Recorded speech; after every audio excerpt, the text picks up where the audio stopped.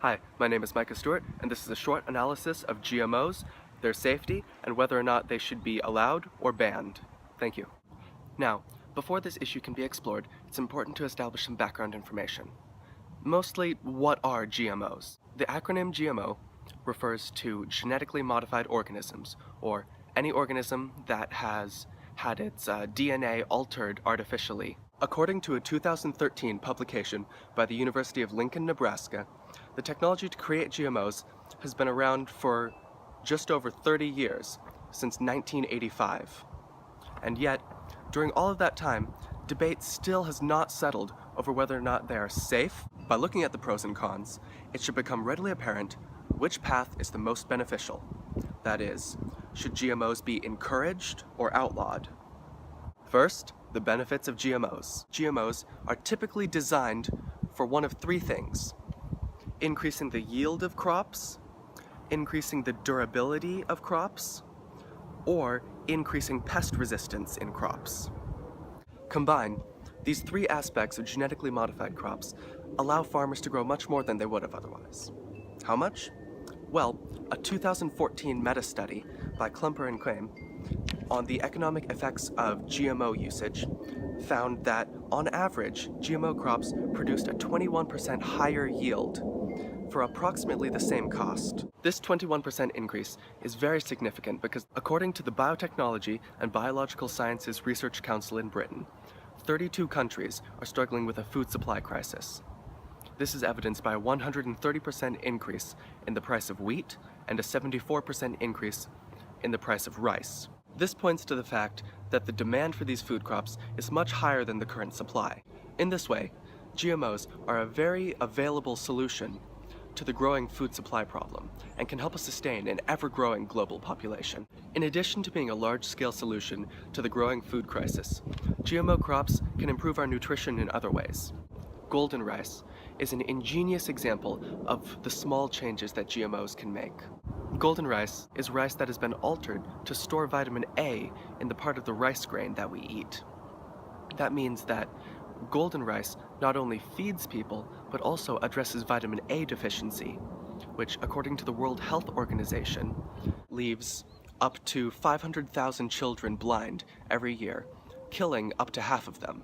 Another great example of GMOs making us healthier is the work of Arizona State University biochemist C. Anson, who's pioneered the field of edible vaccines. His work has successfully created tomato and potato plants that carry vaccinations against the Norwalk virus, E. coli, cholera, and hepatitis B.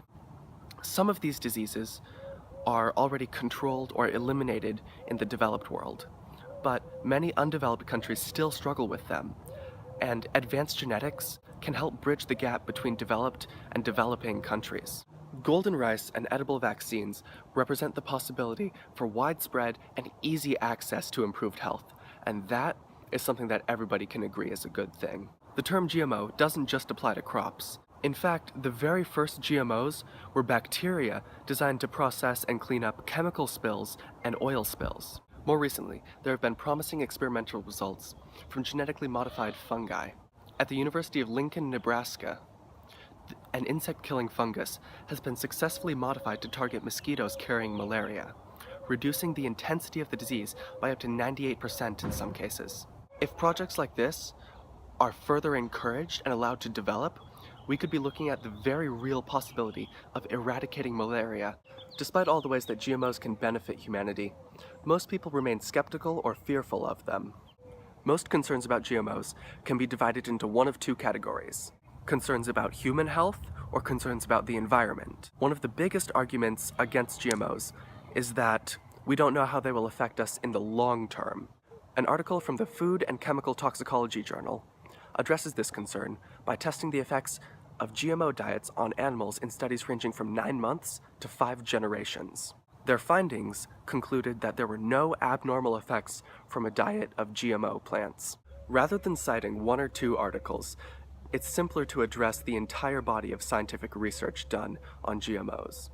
This is made possible by Italian scientists Nicolia, Manzo, Veronesi, and Rossellini, who conducted a meta-study of all research findings on genetically engineered crops over the course of 10 years, covering 1,783 sources, including the World Health Organization, American Medical Association, and British Royal Society. These sources concluded that genetically modified crops pose no more risks to human health or the environment than do regular crops.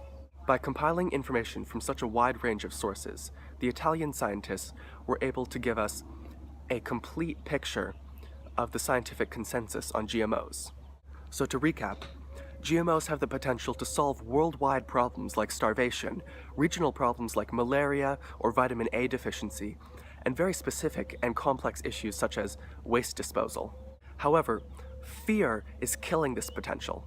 Irrational fear of things that have already been disproven. 30 years of research by scientists who are keenly aware of the importance of safety backs GMOs. It's time for society to catch up to what scientists have concluded years ago. GMOs are no more dangerous than normal crops, and they should be encouraged, not outlawed.